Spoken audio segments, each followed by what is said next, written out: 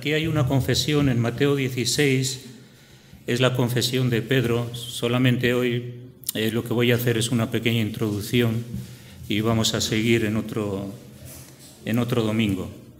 Mateo 16, versículo 13. Dice que viniendo Jesús a la región de Cesarea de Filipo, preguntó a sus discípulos, diciendo, Jesús les preguntó, ¿quién dicen los hombres quién soy yo? ¿Quién dicen los hombres quién soy yo, el Hijo del Hombre? ¿Qué opina la gente de mí? Les dice a sus discípulos. Ellos dijeron, unos dicen que tú eres Juan el Bautista, otros dicen que eres Elías, y otros dicen que eres Jeremías o algunos de los profetas. Como diciendo, bueno, se ha levantado alguien extraordinario y está en nuestra generación y está haciendo cosas extraordinarias y su mensaje es extraordinario y milagroso. Entonces los hombres se preguntaban que alguno de los personajes del Antiguo Testamento se ha tenido que levantar, porque lo que él está haciendo y diciendo es algo extraordinario, nunca visto. Y respondiendo también, y él les dice, bueno, ¿y vosotros quién decís que soy yo? A sus propios discípulos. ¿Vosotros quién decís que soy yo? Claro, le tenían más de cerca, la habían escuchado mejor, en fin, Jesús les estaba discipulando, les estaba enseñando cosas que no habían oído, y entonces Jesús les dice, bueno, ¿y vosotros qué percibís? ¿Quién pensáis que soy yo? Y entonces Simón Pedro dijo, tú eres el Cristo, el Hijo del Dios viviente. Él no dijo que era Jeremías, Juan el Bautista, alguno de los profetas, sino que Pedro reconoció que él era el cumplimiento de las profecías del Antiguo Testamento, que Jesús era aquel que había de venir y que estaba ya allí entre ellos. Claro, la gente pensaba muchas cosas, pero Pedro entendió que él era el Hijo de Dios, el extraordinario Hijo de Dios que iba a venir con una misión, salvar al pecador, traer respuestas a las necesidades espirituales de las personas, responder a las necesidades, traer esperanza, etcétera, etcétera.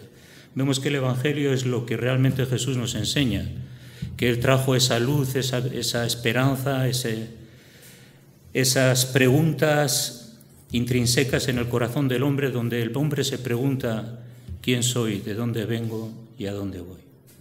Entonces le respondió Jesús, Pedro, lo que has dicho te hace bienaventurado.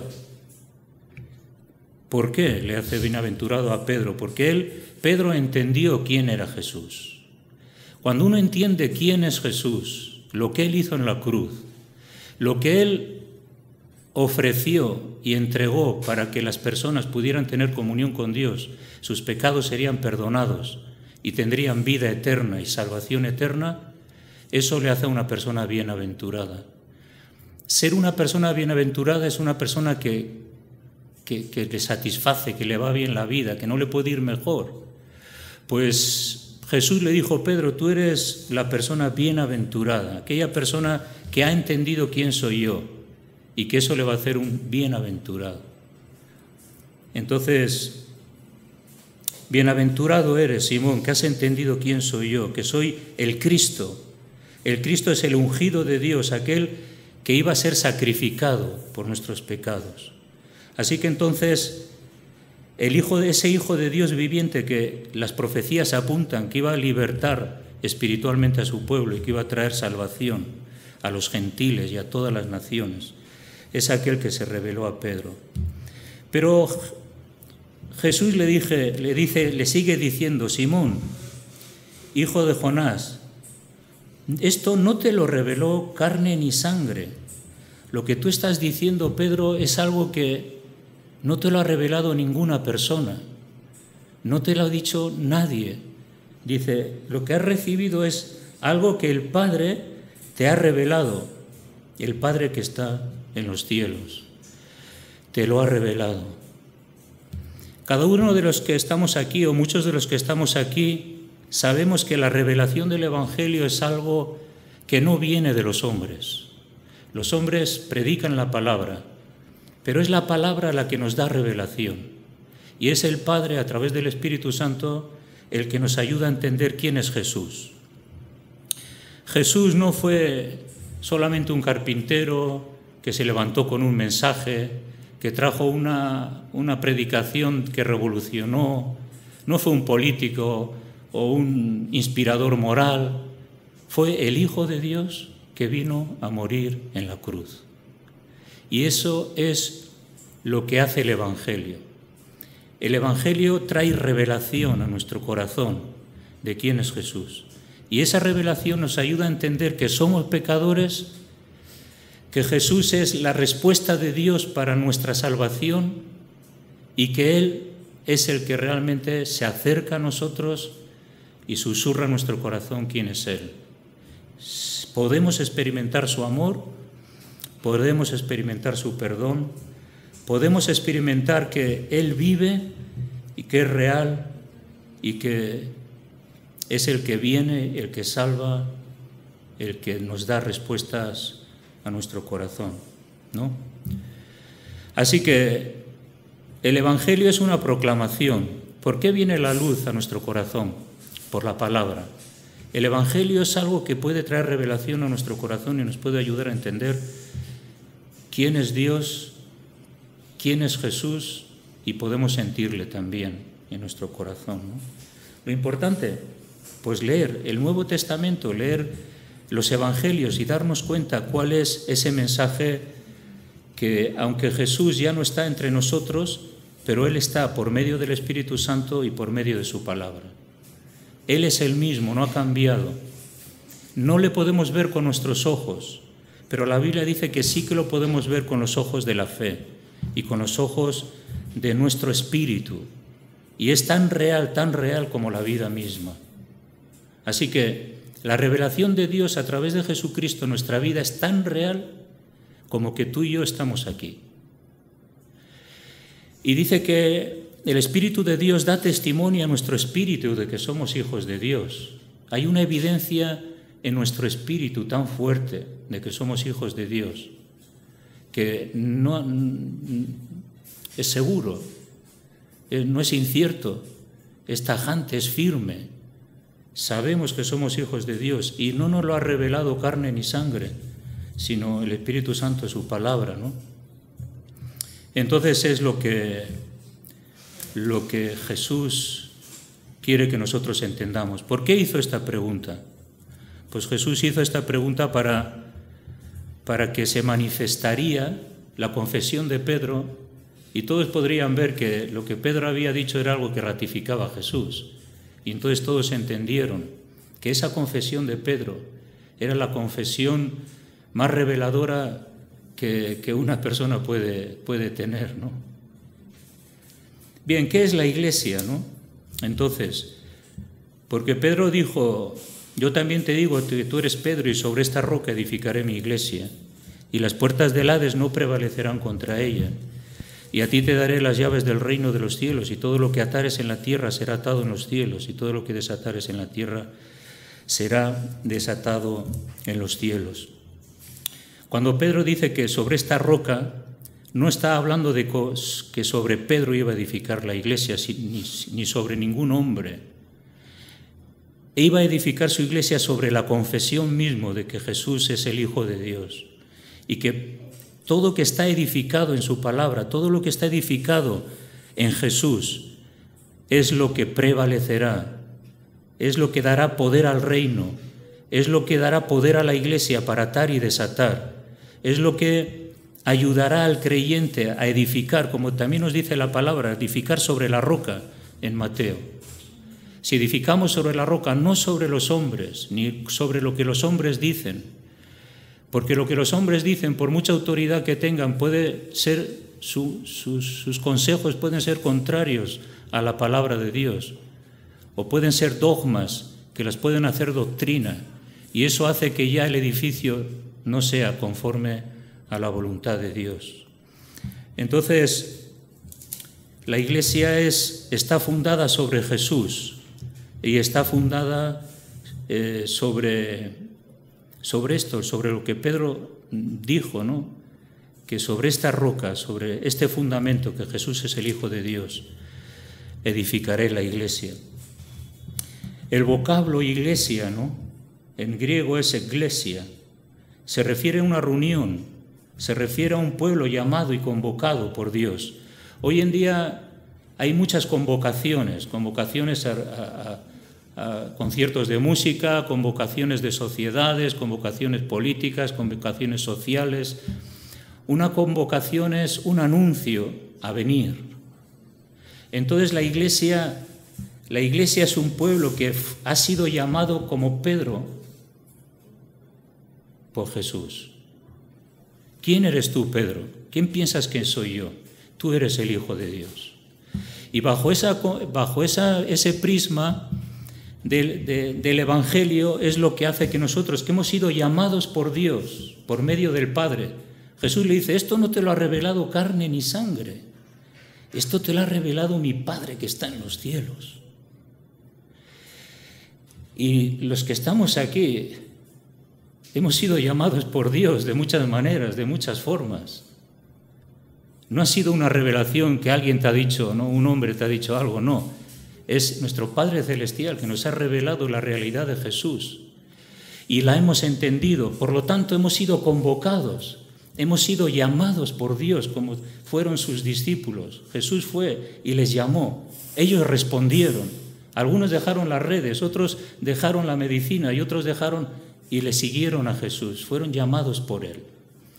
Entonces, es importante escuchar esa llamada, porque la convocación a la Iglesia no es una convocatoria religiosa, no es una convocatoria dogmática, no es una convocatoria de ideas, es una convocatoria de Jesús mismo hacia tu propia vida, que hace que tú empieces a participar como pueblo de Dios, como pueblo de Dios.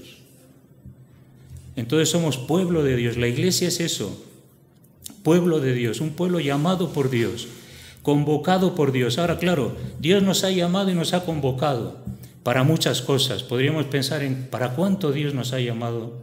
¿Para cuánto Dios nos ha convocado?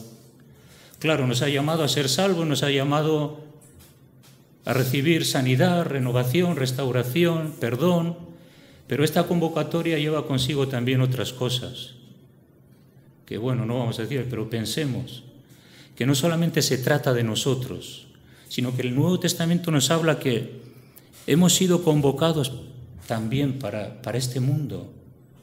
La Iglesia, el reino de Dios, es el llamado de Dios a una iglesia para llevar el Evangelio a este mundo, para traer luz a este mundo, no solamente para nosotros mismos. Y tenemos esa calidad de ciudadanos, ¿no? La Biblia dice que ya somos ciudadanos del reino de los cielos. Para alcanzar la ciudadanía en algunos países es complicado, en Estados Unidos y en Canadá no te digo. Es difícil alcanzar una ciudadanía, muchas exigencias. Pero para ser ciudadano del cielo solamente necesitas escuchar la voz de Dios, aceptarla y confesar como Pedro que tú eres el Cristo, el Hijo del Dios viviente, el que perdona, salva, restaura. Y entonces entras en la ciudadanía del reino de Dios. No hay que pagar nada, no hay que cumplir tantos requisitos. El requisito, como estamos cantando, es la gracia de Dios, la misericordia. Así hemos sido llamados, hemos sido convocados. ¿Con qué propósito? Hemos sido convocados con el propósito de adorar a Dios. Hermanos, hemos sido llamados no para jugar y pasárnoslo bien entre nosotros mismos, no, nos ha llamado uno que quiere adoración, que quiere rendición, que quiere servicio, que quiere entrega.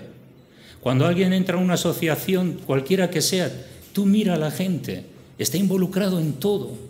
Deja a su familia, deja a sus hijos, deja esto, deja aquello. Incluso deja a la mujer y se enfada con ella porque quiere estar allí, en la asociación de ciclistas o la asociación deportiva. ahí involucrados, deja de dormir, deja de... Hemos sido convocados para adorar a Dios, no solamente de palabras, sino en espíritu y en verdad. Entonces esa convocatoria de parte de Dios para nosotros es algo que también lo tenemos que entender, que somos hijos llamados por Dios, que hemos aceptado esa verdad y queremos agradar a Dios. Existe la iglesia local, existe la iglesia nacional y la iglesia mundial. Osvaldo ha dicho, bueno, todos pertenecemos a ese reino, sea que uno sea de un lado, sea de otro. Dios conoce su iglesia y el reino de Dios y los convocados a ese reino son personas que han entendido quién es Dios y qué es lo que ha hecho Jesús en la cruz y qué ha hecho por nosotros. Lo acepta, lo recibe, se somete a las normas, acepta la disciplina de Dios, porque Dios empieza a tratar también con la disciplina. Cuando tú entras en cualquier asociación o cualquier actividad, muchas de las actividades sociales tienen sus normas y tienen sus estatutos y todos se tienen que someter a ella. La Biblia son los estatutos y es la norma que Dios ha establecido para ese reino. Y no nos podemos saltar esa norma. Es algo vital. No podemos ser dogmáticos en que si una cosa es pecado decir que no es. No. La Biblia dice que eso es pecado y eso es pecado, ¿no? Y hay que aceptarlo, yo lo recibo, si quiero entrar, ¿no? También en el reino. Vamos a leer Efesios 2.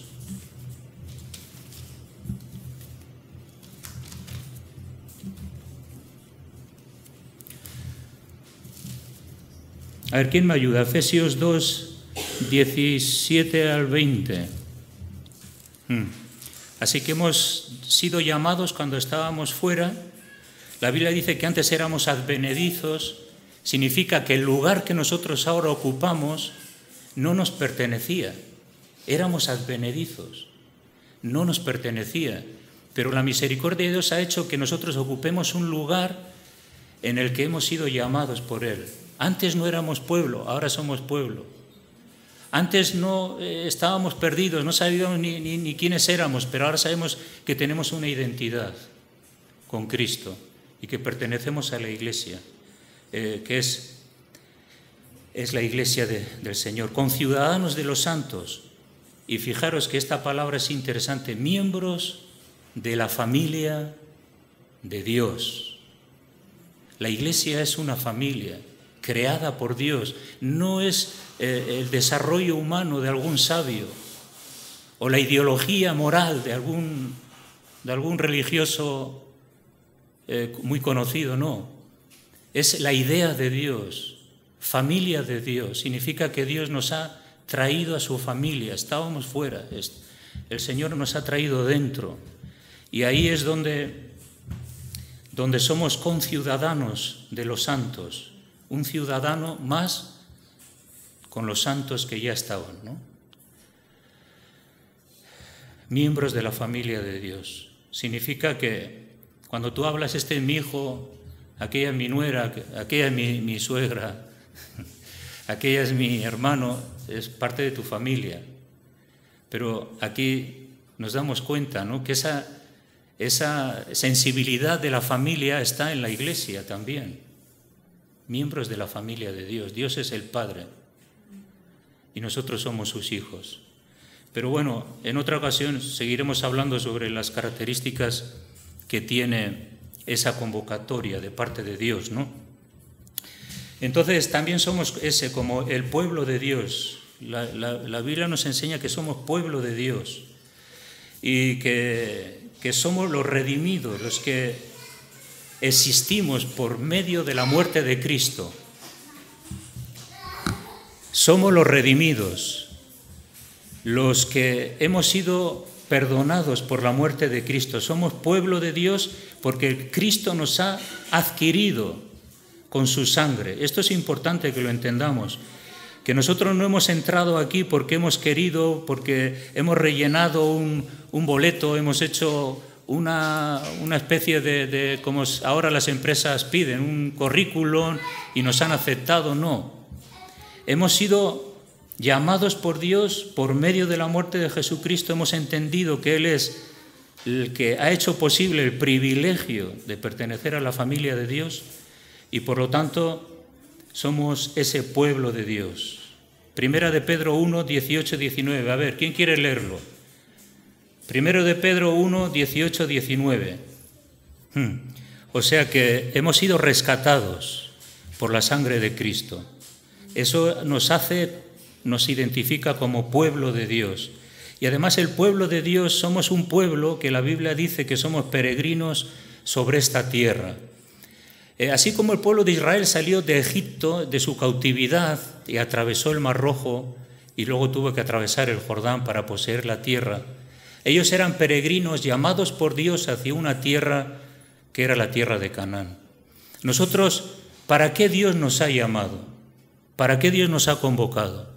Nos ha convocado, ¿para qué? Por eso, hemos sido rescatados de nuestra vana manera de vivir, la cual recibimos de nuestras generaciones. Y ahora nos ha trasladado a su reino para ser peregrinos y para entender que ahora nuestra ciudadanía está en los cielos, no está aquí. Hebreos 13, 12 a 14.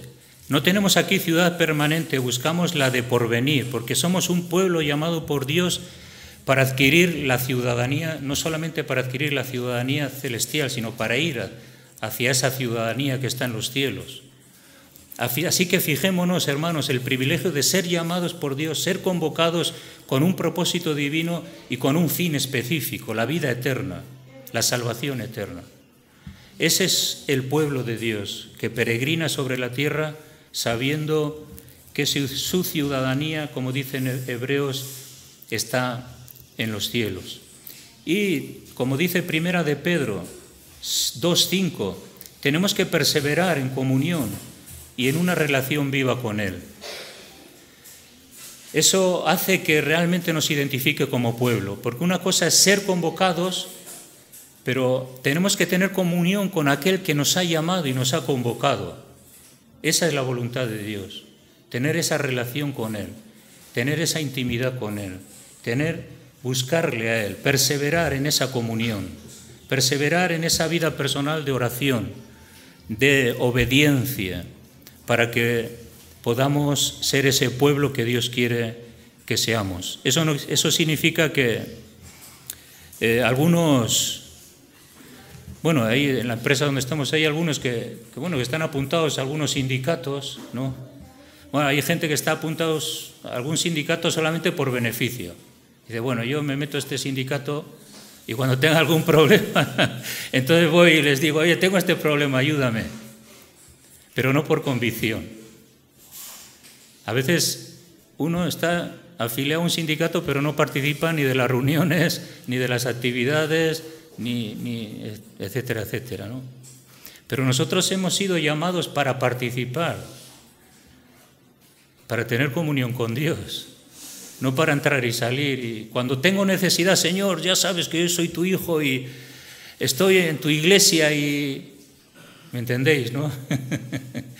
Y tenemos a veces esa mentalidad de pobre cristiano, que nos perdemos a aquel en quien tenemos muchas cosas que descubrir y en quien tenemos que recibir. ¿Me entendéis, verdad?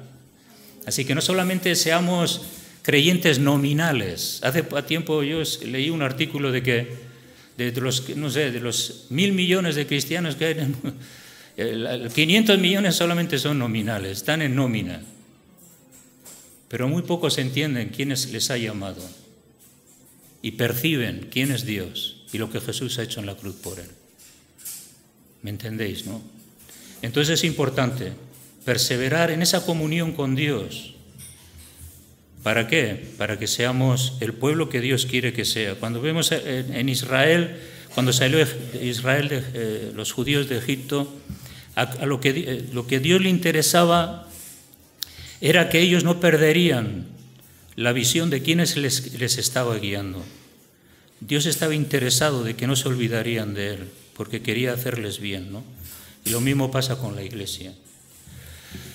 Muy bien, pues vamos a orar. Señor, te damos gracias Oh Dios, que como Pedro dijo, que tú eres el Hijo del Dios viviente. Señor, sabemos que tú nos has llamado también de muchas maneras a cada uno y hemos entendido que tú eres el Hijo del Dios viviente. Ayúdanos a vivir como ese pueblo que tú quieres que seamos. Señor, que nos identifiquemos, que entendamos, Señor, que hemos sido convocados por ti con propósito. Y ayúdanos a estar en comunión viva y constante contigo, porque creemos que así tú lo quieres, oh Dios. Que no seamos solamente creyentes nominales, sino que seamos creyentes activos, preocupados por la obra y entendiendo, Señor, qué es lo que tú nos pides a cada uno para que podamos ejecutar tu buena voluntad. Señor, en este culto, gracias por cada hermano que ha compartido. Yo creo, Señor, que todos hemos recibido alguna palabra, algún gesto, algo que nos ha edificado y nos ha ayudado. Por eso, gracias por este culto. En el nombre de Jesús. Amén. Bueno, el Señor os bendiga, hermanos.